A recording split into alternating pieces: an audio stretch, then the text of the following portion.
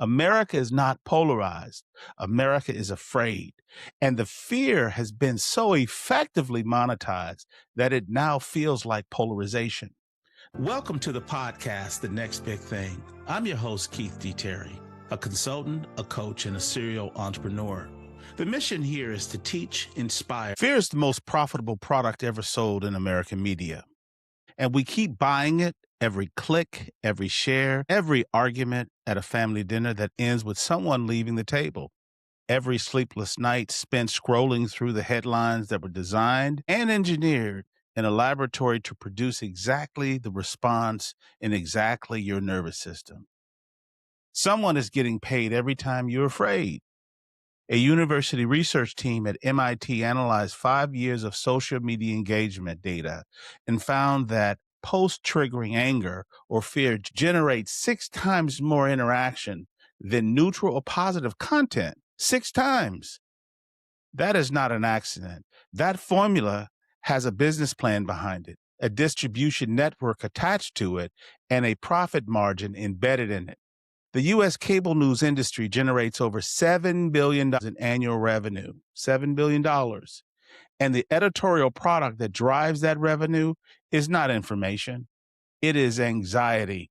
It is the feeling that the world is on fire, that your side is losing, that you need to stay tuned in for the next update because something worse is about to happen. Globally, the attention economy, meaning the entire architecture of social media, streaming platforms, and digital content designed to capture and hold our focus, generates over $600 billion annually. The core monetization mechanism is not content, it's an emotional activation. And fear and outrage are the highest performing triggers in the entire system. Here's what I need you to hear before anything else. Your fear is not a reaction to the world. Your fear is a transaction. You are the product, and it's time to opt out. Today, I'm saying an uncomfortable thing. I want to be precise about what this episode is and what this episode is not. This is not a political episode. This is not take your side. This is not name your party. I will not tell you that one side of the American political spectrum is the problem. If that is what you came to this podcast for, you're going to be disappointed. What I'm here to do instead is to name a system that profits from the conflict between both sides simultaneously. A system that does not care which party you vote for, only that you vote terrified. A system that has taken genuine disagreement, the kind that democracies are built on, and engineered into it something more useful, sustained, monetized, and weaponized, and that is anxiety. I'm going to show you the architect of that system today. I'm going to show you the data underneath it. I'm going to make an argument that America is not polarized as the system needs you to believe it is. And then I'm going to hand you a specific framework for reclaiming the clarity that the system has been designed to steal from us. This is a conversation for leaders because leaders cannot afford to make decisions from inside a fear environment. And right now, most of us are operating in exactly that environment without even knowing it. Let's get into it. Let me start with the money because the money tells you everything. In September 2025, just 3 major networks, just 3, Fox News, CNN, and MSNBC, collectively generated over $208 million in ad revenue in one single month. One single month. Fox News alone accounted for over $100 million of that revenue. According to data compiled, the performance aligned directly with Fox's consistent rating dominance during high-stake news cycles. That phrase is doing a lot of work. Let me tell you what it really means. The more anxious you are, the better their numbers look. The U.S. cable news industry annual revenue sits above $7 billion. And what does that industry sell? Let me be specific. Research published by the University of Colorado analyzed data from 6 major news outlets over a 12-year period of time. The finding? Politics dominate coverage at roughly 60%, raising to 75% during election years. And here's what the lead researcher said about what's driving those numbers. It's anger. Anger is very powerful. That's a senior finance researcher describing the editorial strategy of the American news media. Now, let's add an additional wrinkle to it because cable news is only one part of the architecture.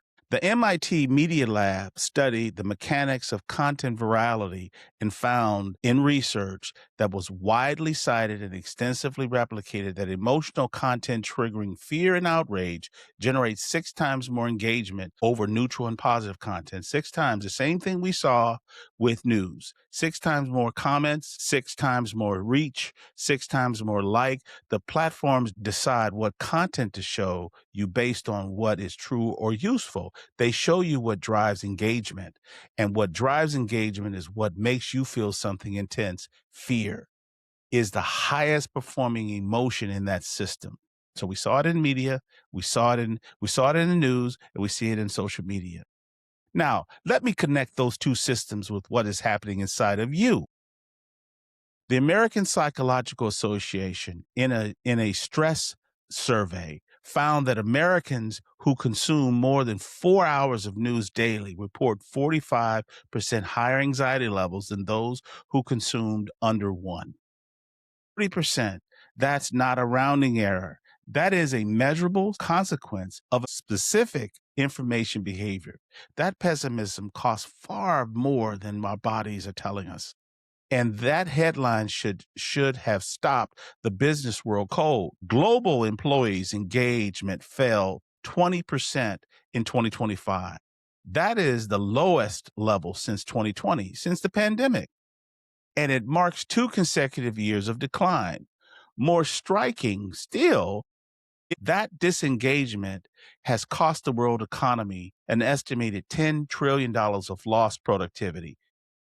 90% of global GDP gone, not because of a recession, not because of a pandemic, because people have stopped caring about their work. Now, I'm not saying that all of that disengagement is caused by the fear economy, but I am saying this. When the people sitting in your organizations are consuming 4+ hours of anxiety producing media daily, when they're checking social media feeds engineered to produce outrage, when they're walking into your building carrying a chronic stress load that the media has been deliberately delivering and monetizing, you feel it. You feel it. The culture of your organization feels it. Your decision making feels it. Your strategy feels it. The fear economy does not stay in the screen. It walks into the boardroom. Now, let me tell you who built this, because the architecture that I'm talking about did not assemble itself. Here is the argument I'm going to make, and I'm going to make it without any apology. America is not polarized. America is afraid. And the fear has been so effectively monetized that it now feels like polarization. Let me draw that distinction carefully because it is the most important intellectual move. Polarization, in its truest definition, means that people can hold fundamentally incompatible values and cannot move towards agreement. That is a description of permanent structural division. And the narrative you have been fed for a decade says that it is exactly where America is, hopelessly divided, irreconcilably split. 2 tribes who share nothing and want nothing from each other. The data does not support that narrative. The Populous Research Organization conducted a survey titled the American Aspiration Index, a study designed specifically to measure what Americans actually want from the country when they are not being prompted by partisan frames, which the researchers described as stunning agreement, showed broad consensus on national goals across segments of the U.S. population. Check this out, including, and I want you to hear this, among the people who voted for Donald Trump and the people who voted for Joe Biden on nearly every fundamental aspiration. Here they go. Safe communities, economic opportunity, quality education, functional infrastructure, happy marriage, quality health care, respect for your neighbors. Americans largely agreed. A second piece that I want to bring out. The Carnegie Endowment for International Peace, in a research published in 2023 and then updated again in 2025, found something more telling. Republicans and Democrats systematically overestimate the degree to which the other side dehumanizes them and disagrees with them. They're more divided in their perception of the divide than the actual value. And here's why that matters. The research also found that people who overestimate that divide are more likely to put their political party over the general good of the country. They are more likely to distrust civic institutions. They are more likely to support undemocratic behavior by their own side in retaliation for what they believe the other side wants to do. The perception of divide is more dangerous than the division itself. Now, here is the question that follows. If Americans are not as divided as the narrative claims, who benefits from the narrative? Let me name three. The first, the cable news industry. I already knew the numbers, but I want to be more precise about the business model. The University of Colorado research that I talked about found the Fox News spends 60% of its coverage on Democrats, while MSNBC spends the equivalent share on Republicans. Both networks are primarily covering the other side. That's not journalism. That is a product design. The product is the other side. The product is your outrage about the other side. And the revenue comes from keeping you enraged enough to stay tuned. The second system is political fundraising. In 2024, during the U.S. presidential cycle, campaign finance reached record levels. We heard that before, with hundreds of millions of dollars raised across major campaigns. Research on political fundraising consistently finds that the most effective solicitations are not hope, not on policy, but on threat. The most effective subject line in political fundraising is a version of this. They're coming for everything you love. The more afraid you are of the other side, the more likely you are to give. Political organizations have studied this with the same precision that the social media platforms studies have. And the winner is fear, because fear converts architecture. The third system is social media algorithm design. I said this in the opening, and I want to go deeper here. The algorithm doesn't show what is important. It shows you what is engaging. Say that again. The algorithm doesn't show you what is important. It shows you what is engaging. Those are different things. The MIT research on content virality documented a clear and consistent pattern, with fear and outrage specifically producing the highest engagement multipliers. The platform knows this. They built systems that optimize for this. They built systems to optimize this. When you log in after a long day of working and you see feeds of alarming headlines, manipulated outrage, and tribal conflict, that feed's not random. It was curated by a system designed to keep you nervous, keep you elevated, because activated nervous system clicks, shares, and returns. You're not using social media. Social media is using you. Now I want to pivot right here, because this is where I have to be honest about something that goes deeper than strategy for me. Scripture that anchors my practice as a leader and as a believer is 2 Timothy 1:7. For God did not give us a spirit of fear, but of power, love, and a sound judgment or sound mind. I want you to hear that as more than a devotional comfort statement, and hear it as more of a diagnostic mandate. A spirit of fear produces a specific set of leadership outcomes. It produces a reactive decision. It produces the avoidance of necessary conflict. It produces the optimization of short-term safety over long-term strategy. It produces the inability to sit in ambiguity long enough to find the real answer. Fear makes you smaller than you actually are. The architecture I've been describing, cable news, political fundraising, social media algorithm, is all in the business of producing exactly that spirit. Not power, not love, not sound judgment, but rather fear. And the question I want every leader listening to me right now is this: how much of your recent decision making has been made from inside the spirit of fear? Not your stated strategy, not your public posture, the actual decision. The one you made at 11 o'clock at night after scrolling for hours. The conversation you avoided because the stakes are too high. The strategic initiative you delayed because the environment felt uncertain. The leadership act you did not take because the cost of being wrong felt unbearable. That's not polarization. That is a leadership tax. And the fear economy is collecting it from you daily. Here's the additional organizational dimension that most commentary on this topic completely miss. Here it is. Fear does not just corrupt your personal clarity, it corrupts organizational decision making at every level. Think about what happens inside a room of leaders who are all carrying chronic anxiety loads. Decisions get made to manage perception rather than solve problems. Difficult conversations get deferred.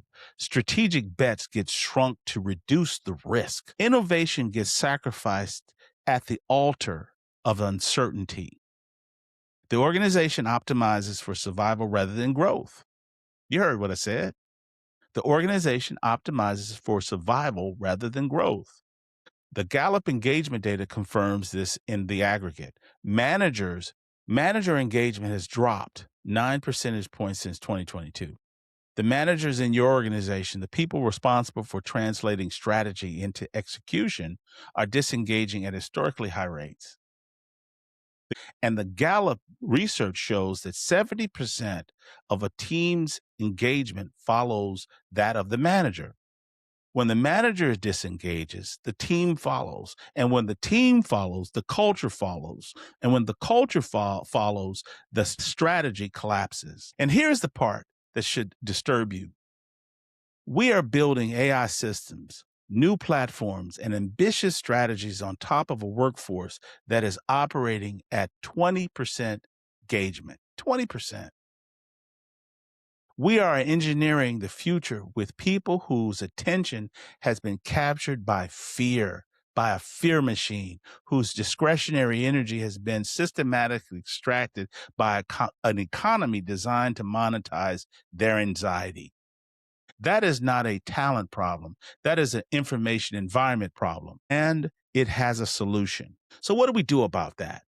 I'm going to give you a framework in 3 parts. This is not theoretical. I've lived each of these disciplines personally, and I can tell you that they work, not because I'm clever, but because they attack the actual mechanism of the problem.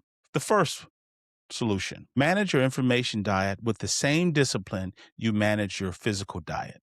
Most serious leaders are meticulous about what they eat. They understand that chronic consumption of the wrong inputs with health consequences that eventually become organizational consequences, that will eventually become organizational consequences. The same logic applies to your information environment.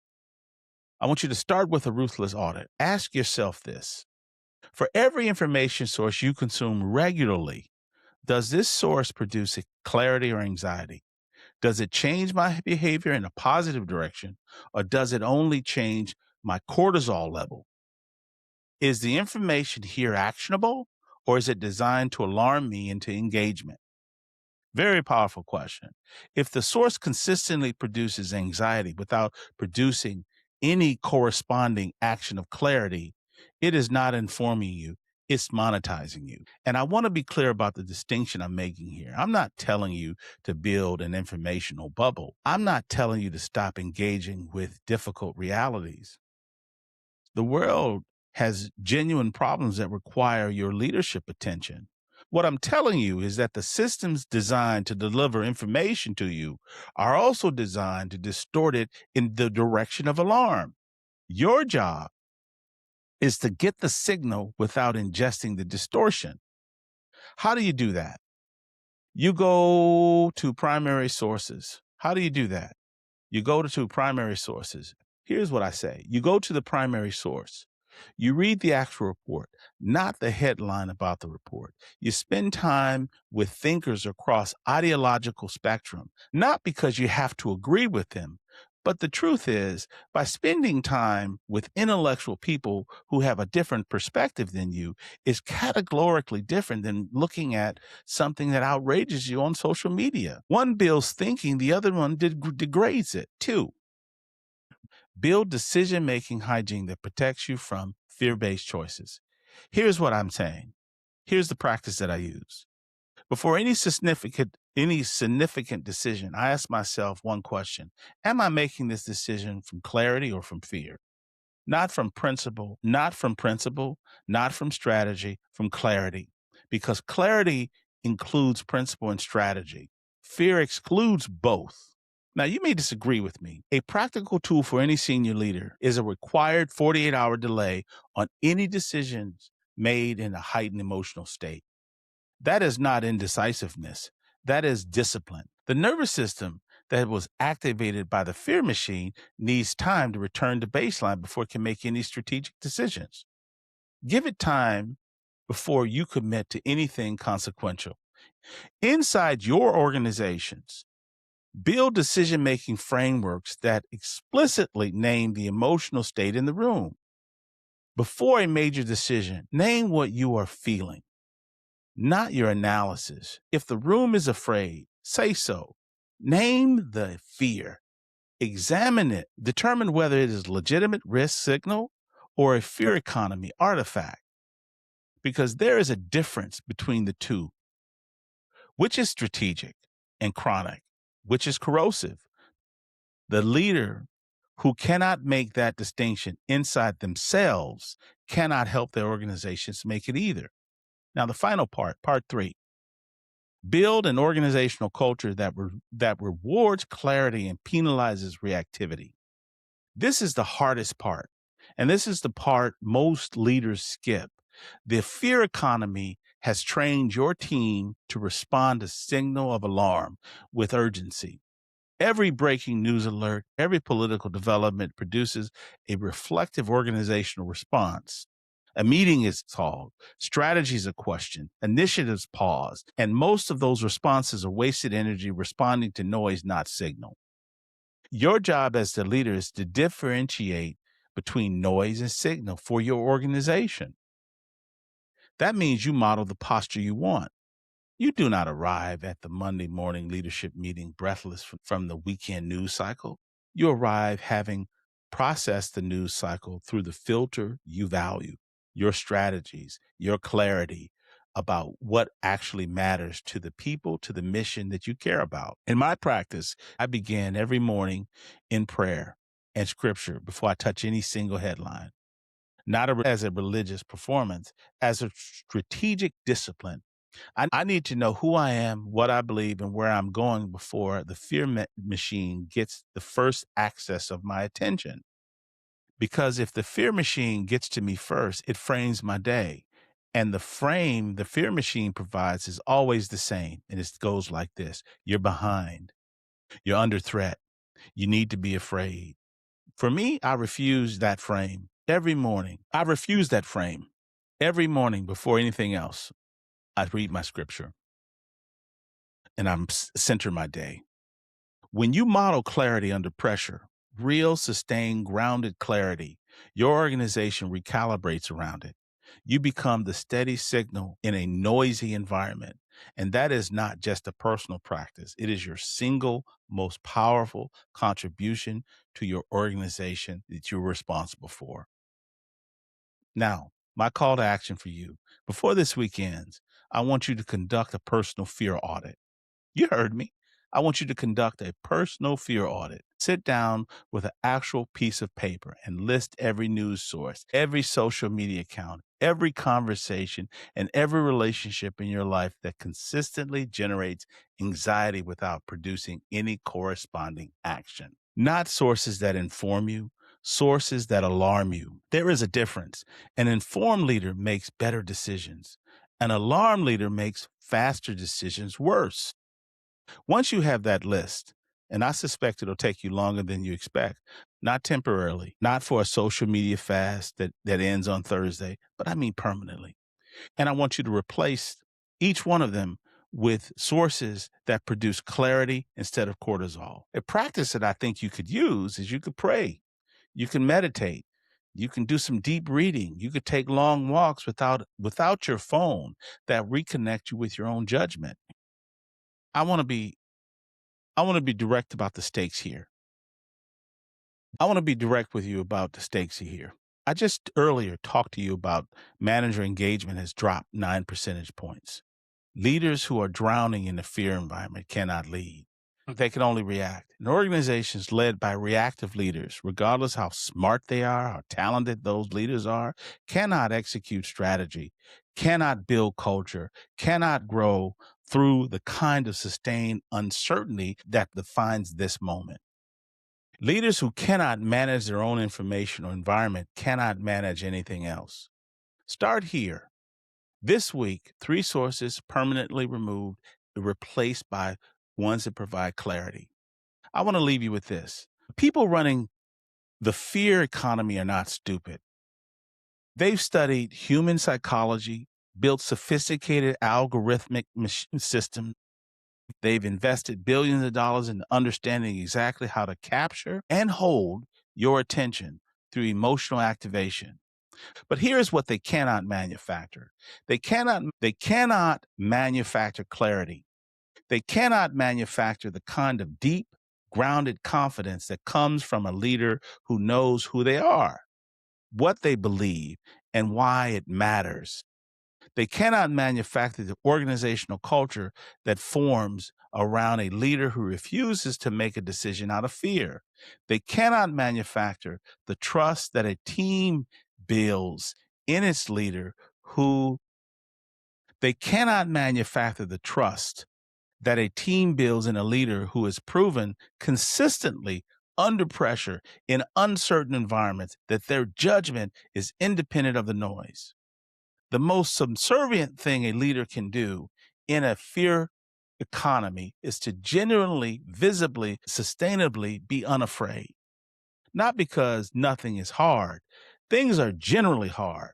But here you have access to something Fear Machine cannot monetize: the power, the love, and the sound judgment that Scripture says is available to every leader willing to reach it. America is not lost. America is free. And the leader who decides to opt out of the fear-based economy, not just personally, but organizationally, are the ones who will be positioned to lead when the noise finally clears. That's all I have for you today, and I'm grateful you were here. Until next time. Thanks for listening to The Next Big Thing. I'm your host, Keith D. Terry.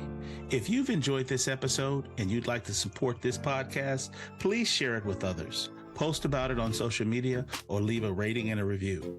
To catch all the latest from me, you can follow me on my YouTube channel at Keith D. Terry. If you want to recommend a guest, please email me at info@terryperformancegroup.com. This has been produced by your host and Jade Productions.